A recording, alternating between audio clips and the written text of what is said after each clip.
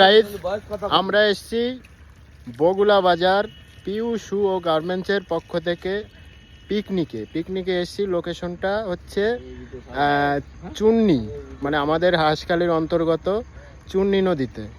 তো আমাদের সঙ্গে আছে পিউ শু গার্মেন্টসের যে মালিক, সেই মালিক দাদা বিদ্যুৎদার সঙ্গে আমরা এসেছি চুন্নি নদীতে পিকনিক করতে। দাদা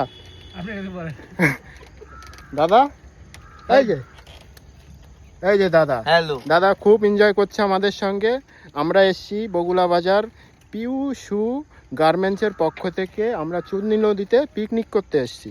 আর তোমরা যদি আসতে চাও তো আমাদের এই যে নৌকাটা দেখতে পাচ্ছ, এই নৌকা যে দাদাটার নৌকা, সেই দাদাটা আমাদের সঙ্গে আছে। তো এই যে দাদাটা আছে নৌকা, এনার প্রচুর বড় নৌকাটা, মানে অনেক বড় নৌকাটা, মানে 10-12 জন এই নৌকাটা ক্যাপাসিটি আছে। তো নৌকার মাঝখানে একটা চালা টাইপের আছে, কোনো বৃষ্টি কিংবা হাওয়ার কোনো প্রবলেম হবে না, মানে আরামসে পিকনিক করা যাবে।